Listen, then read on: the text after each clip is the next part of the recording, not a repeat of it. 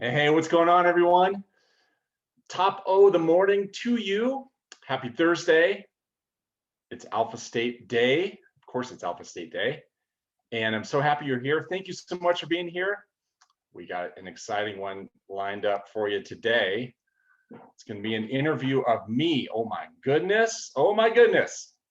And we will get going with that here in a couple minutes as I see you all start to roll in. So happy that you're here. Thank you for being here. So check it out. It's kind of a fun day in the Thompson household because our girls, for their online learning, they have PJ Day. So they're dressed in their pajamas and they're pretty excited about that. So that's big news here in the Thompson household. It's PJ Day, but not for me. And I was going to tell you guys the kind of the crisis going on right now in the Thompson household. Not a crisis at all, but the thing that has me most stressed out right now is my Christmas tree. My Christmas tree has me stressed. So we celebrate Christmas and we get a real tree. We love getting a real tree. It's just I think it's more fun, and we we enjoy going to the lot and the whole thing, the whole process. And it seems like about every 3 years or so, I end up with a tree that doesn't take water. And this is one of those years. So our tree, we've had it, I think about 10 days or so, give or take. There's been one day, one morning where the container of water was only like half empty. And I've just been, I've been waiting and hoping and for the day that like takes up all the water. I have to totally refill the water. And early on, I was hopeful because sometimes it takes a couple days for it to start taking water, but it's not taking water. It's not. So this morning, it's the exact same level that it was yesterday, and that tree is starting to dry out. And in my head, I'm like, okay, we got to make it another week here. And I'm thinking in a week, our tree is going to be pretty much going to be a fire hazard. So I'm kind of I'm stressing about that. I'm stressing about my tree, and all the needles are starting to fall off and all of that. But those are my woes. It's tough being me, I tell you right now. But all of you, I'm so happy that you're here. Let's do this. Let's have some fun. All right. So here's the plan, and I'm going to invite him on right now. My man Justin Knoll had this idea. I think about a month ago. He said, "Hey, we should interview you. You should be the guest. We should turn the tables, and I want to be the one to do it." And I was like, that's a cool idea. That's a super cool idea. If there's anyone to do it, it would be Justin. And what I'm going to do is get him invited on as a panelist, and we're going to go for it. Okay. Here we go, Justin. Are you here, my man? I'm here. Yeah, I can hear you. There you are. What's up? I freaked out for a second. My Zoom went off and it looked like it just shut down. I'm like, oh boy. Oh no. And there you were. So yeah, there you are. What's up? It's a beautiful morning here. Just took out the trash to the curb and try not to die on the ice. So that's good. Right. Right. But yeah. And your girls are, dude, they're ready. I mean, if they want to put in applications to come work over here, every day is PJ Day, it seems, over here. So they'll fit right in. Yeah, that's awesome. So, that's awesome. Hey, I'm guessing that a lot of you know Justin, that you've seen him on here before. Justin is an amazing realtor in Denver, runs a team. He's also a coach, incredible coach. Your coaching business is really taken off. And Justin and I have known each other for a long time. And he's like, like one of these guys for me. Like, love my man Justin. So Justin, thank you for doing this. I think it's such a fun idea. So man, the floor is yours, man. Take it away. Thanks for agreeing to this. I think one thing that we all have kind of experienced throughout all this is you're so gracious with your time and your energy.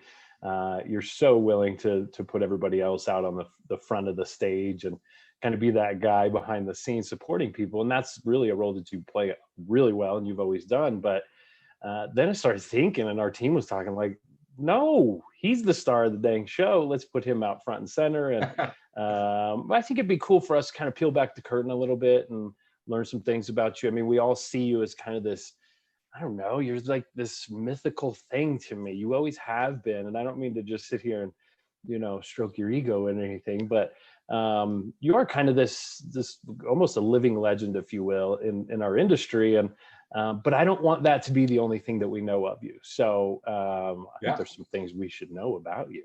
Let's do it. So, all right. So Eric, who we are today is not who we've always been, right? There's always a tipping point in our life that says, from this point forward, there's no going back to what you were, who you were in previous times. And I know you've had different iterations of yourself, and probably some since we've even known each other. But what was that tipping point for you where you went from this to where you are today? Because that wasn't how you were born, I don't think. Yeah, man. I think some people have heard me say before that, like, if any of you guys knew me in elementary school, junior high, high school, even, and you knew that guy, then you'd see this guy today, you'd be like, what? Like, are you crazy? There's no way. So yeah, totally evolved, totally transformed.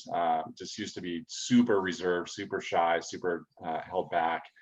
And man, I don't know if there's one, but a couple of things that come to mind related to this, and presenting, coaching, training that I do. I think I was 29 or 30. I went to this sales training seminar.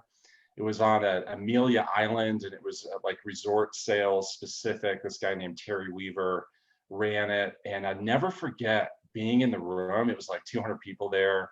Imagine the big hotel ballroom, really cool event. Yeah. And I remember just watching him just rock it, just bring it, and how the people were responding and all the cool things we were all learning. And I was like, I want to do that. Like, I want to be him. Like, I want to be like that. And then it was, I think, like 3 or 4 years later, I went to another seminar, different person hosted it. This was more leadership focused.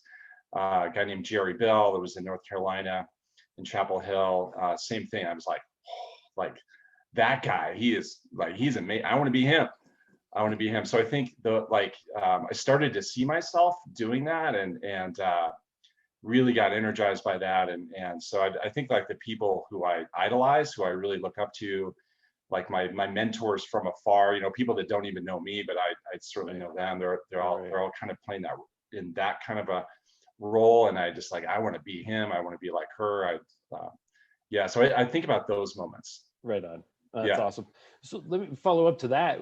How does it feel to be that guy now, right? To be the one on stage, or to be the one out front, and knowing that there's people, especially on this call, from around the world or around the country, that are looking at you going, this is what I want to be. How does that feel? Dude, it's both like exhilarating and fun, and it scares the crap out of me. Yeah. Like to go present, especially in front of an audience I haven't presented to before, or a big group or whatever. Like it scares me out of my mind. Yeah. Yeah. So, all right. So paint this picture. You're about to go on stage. You've been prepping for a while. You've got a big crowd. I know you've been in this situation before. You got a big crowd, kind of the unknown, like you were talking about. I don't know these people.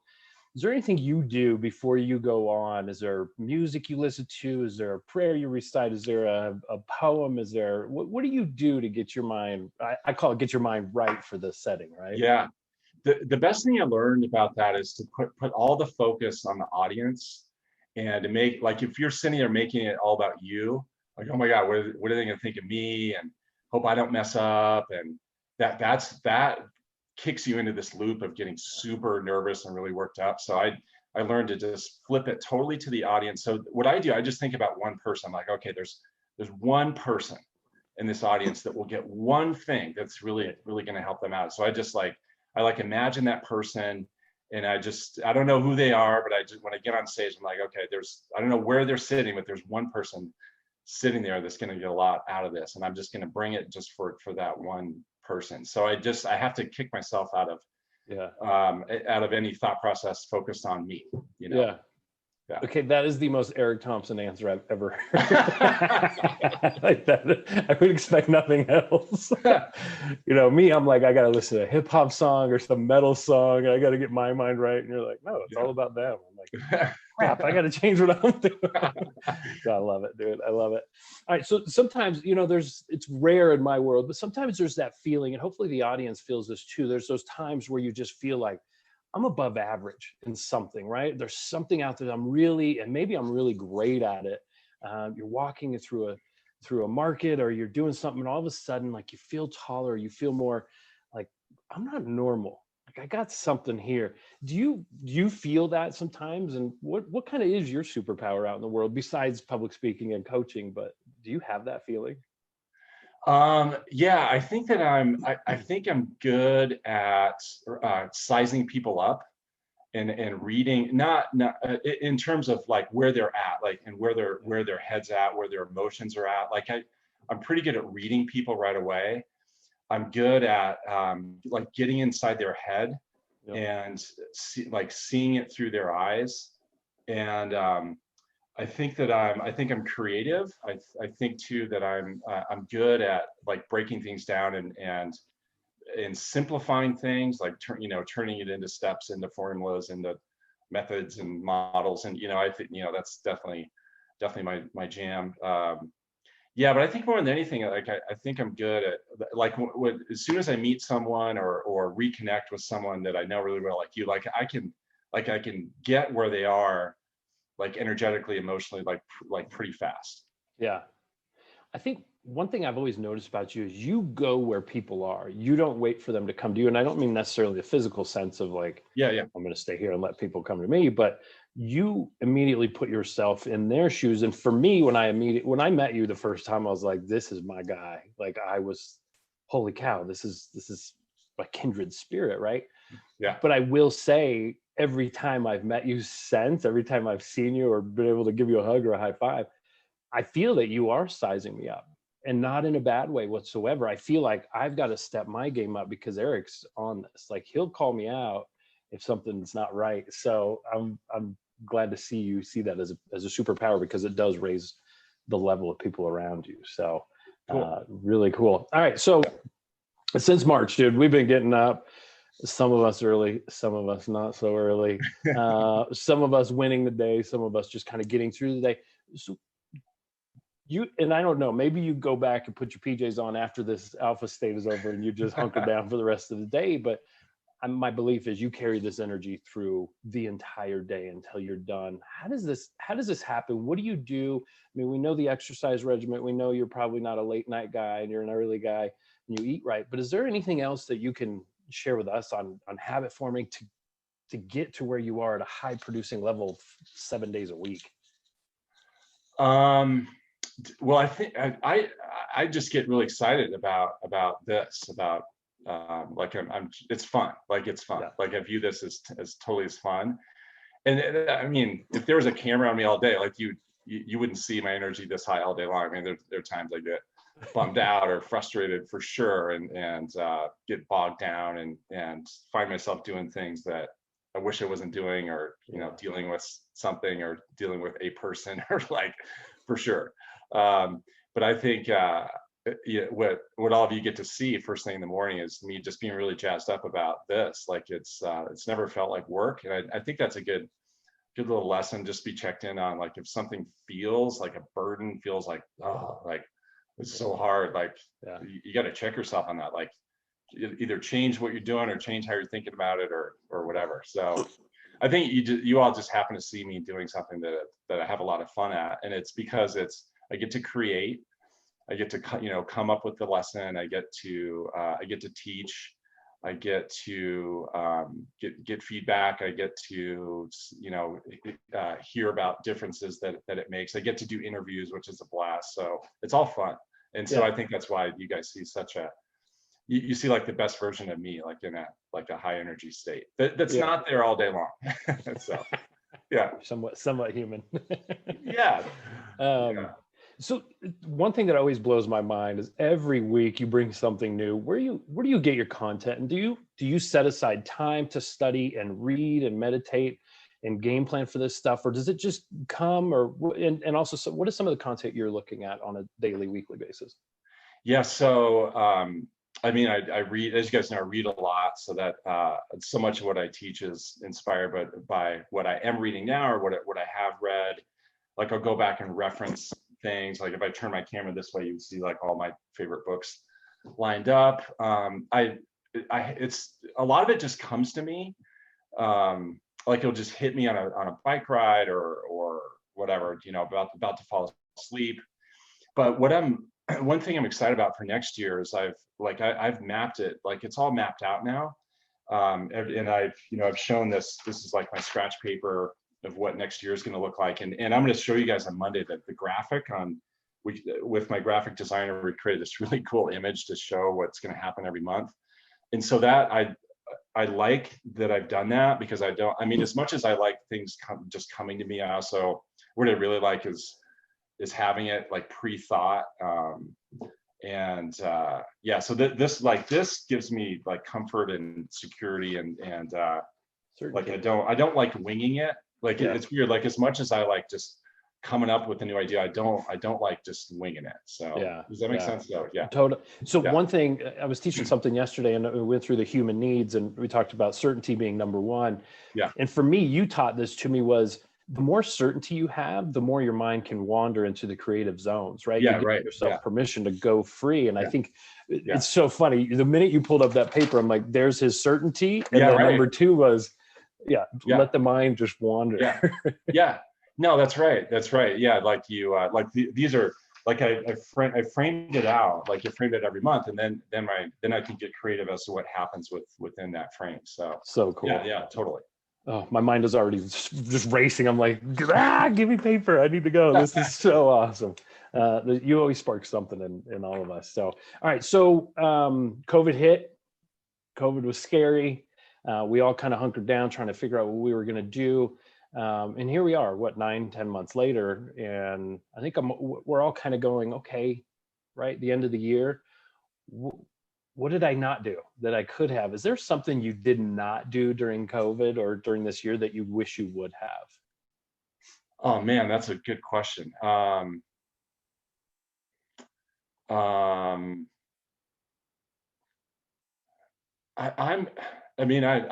really proud of this year. I mean, there's always more I could have done for sure. Got even more people into this. I'm proud. That's awesome. I'm proud, but it's not like, I don't know. It's not like, I get like all gold stars, total 10, but I'm proud of how I showed up. Yeah. It's interesting. It's somewhat what I kind of thought, because you are so forward thinking all the time. Like you don't spend a lot of time looking in the rearview mirror. I mean, you'll kind of recalibrate and learn from things, but you're not spending too much time looking back going, dang, I should have, or I wish I would have. Like, you're just like, okay, let's go forward. Probably maybe sometimes to a fault. I do, like if something doesn't go well, I'll rewind the tape and think about, okay, what can I learn from this? And then I quickly move on. Julie teaches me, she's like, Eric, you have this disease called optimism. Like sometimes that's a problem. So yeah. All right. So speaking of Julie, right? So you've mentioned this before, and you let us into the personal world that you have and your girls and your beautiful wife, but you were married before, right? You were married before Julie, and obviously it didn't turn out the way that we hoped, and I'm in the same boat, right? Right. But we learned those things. Yeah. What did you change or discover about yourself that made you the husband you can be today for Julie? Because I think you're a pretty awesome husband. Thanks, man. What have you done from that? I think the first thing that happened, even before I met her, like I got clear about what I wanted and what was going to be a good match. And like my first marriage was such a hard lesson in compatibility, and like we were so opposite. And I mean, like a funny thing about that is you guys know I'm tall, so I'm 6'4". My first wife was 5'2". We just even looking at us, it was like, we didn't look like a match. But anyway, so I got clear on what I wanted. But more than anything, man, is just gratitude. Like I'm just grateful. Like I do, like every day I write down why I'm grateful for her, and there's a lot of reasons why. It's not like I have to make it up. But yeah, it's just I think it's gratitude that really fuels the relationship from my standpoint. I don't know what she would say. Yeah. But for me, it's just like I just thank my lucky stars for for her every day. Yeah. So, You did good. You did good, friend. Yeah. All right. So back to a little bit of coaching stuff. So you and I have talked before about imposter syndrome, right? So this imposter syndrome is this hairy kind of nasty thing that creeps up in the back of your mind and plants little doubts here and there. And if you guys don't know much about imposter syndrome, I would definitely research it, check it out.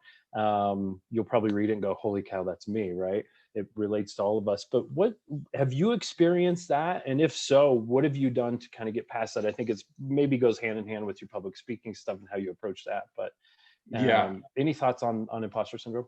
Yeah, man. Totally have had it, still have it, probably have it less than I used to. Like what am I doing? Like, really? Like, who do you think you are? For sure. I mean, especially if I really think back about who I used to be.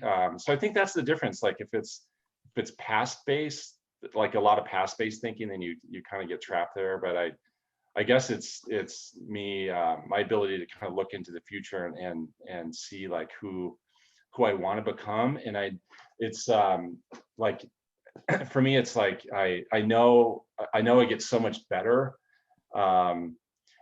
So I heard this speaker say once, he was a sports psychologist. He has this amazing quote. He says, "I purposely put myself into situations where I feel like I'm going to puke my guts out. Only then do I find out how good I really am." So that's a quote that I've just loved. Like when you purposely put, and I know maybe that sounds crazy, but like when you purposely put yourself in a situation where you're just freaked out of your mind. Yeah. That's when you find out. And maybe I'm just weird that way. Like I enjoy that process. So it's like, okay, let's go find out. Let's go see. Let's go test this. So that fear can drive you. Yeah. Not fear, but that uncomfortable. Yeah. No, it's fear. It's fear. no, really. Yeah. All right. So we're up against the clock here, and I wish we could go for hours because I could just talk to you for the entire day. Me too, man. Yeah. So a couple of things. One is I think we'd all like to know, like, what are your advices? Like, what are your really bad habits that creep in, whether it's like midnight ice cream or something? Because we all need to know that you are human. Peanut butter. me in the jar and a spoon. Chunky or smooth? Smooth. Jiffy or Jif, reduced fat, and the reduced fat has more sugar in it. So okay. Yeah. This is exactly what I thought your vice would be. So like, why like kale smoothies? We're like, Eric, no. All right. So I'll finish with this. I wanted to ask you kind of what your ultimate goal was and like, where does this go and what does that end game look like for Eric? I also want to ask kind of something we'd be surprised to know about Eric. So I'll give you either choice, or if you can go quickly, we could do both. We're running. So ultimate goal or something we'd be surprised to know. Man, surprised to know. Yeah, maybe, I don't know. So I don't know if it's a surprise or not, but I get freaked out as much as the next person. Like as much as you see me being Eric, like, super positive. And I get freaked out as much as the next person does. Like there's stuff that scares me out of my mind that, so that for sure. And, what's really driving me is just impact and number of people. Like I know that what we do here is really helpful, and especially now. And so I just want more people, and I want more people to be touched by this. Like I think, and I've been really blessed to have cool mentors and like you and other people in my life, and like, so just taking all these things that I've learned from them and pushing it out, I think is helpful. So yeah, that's what's driving me is impact. I want to touch more people. So many of your answers were they were all Eric. They were all Eric to the core. They were selfless. They were about others. There was no, my ultimate goal is to own a yacht and live. Like your ultimate goal is just to get more people into this to help them. Like that should be where we end today, because that is who you are. That is what you're about. You're one of my favorite people in the history of the world. It almost makes me want to cry thinking about how much you've done for me and how much you're doing for the world. And I just, man, there's not enough words. If you guys want to put it in chat and just say thank you and just show them some love, but you've made a tremendous difference in all of our lives. And I'm just glad we get to know you more. And I would say keep getting interviewed. People want to know you even more. So I'm up for more of this, man. Like, This is we awesome. should just do it all the time. Yeah. But look at this, Eric. I do, it's 8:24. We all have busy days. But I think it's important that you just stop for a minute and read these chats and just see and feel what this is that you've created and the effect you're having on people. So soak it in, my friend. I know this is not about you, but it's important how we feel and what you're doing for us. So. Oh, Justin, you're the man. You mean the world to me. That, like, right back at you, all those things you said. I just, you're like a brother to me, and this is so fun. This is so cool. Awesome, awesome questions. Who wants more of this? Who wants more? Blast. It's a blast. Yeah. So, yeah. All right. Awesome. I'll let you close it out. This is your show, my friend. I'm just here to be a show monkey. Yeah. Well, props to you. Props to you for the idea. Props to you for bringing it. And I just love all you're just super prepared, and all, like, this is amazing. This is really, really cool. So, yeah, just as we always say on Thursday, I hope you guys have an amazing weekend. We'll be back live on Monday. So Monday we're live, and then I'm going to create some best ofs that I'm going to push out to you guys that you guys can watch kind of over the last couple weeks of the year. Justin, you're the man. You killed it. That was so good. That was so good. So good. Love it. Love it. Love man. it. Thank and you. Yeah, thanks you guys so much for being here. Awesome stuff. And we'll see you guys next week. Thanks, Justin. See you, buddy. Thanks, all right. Bye-bye.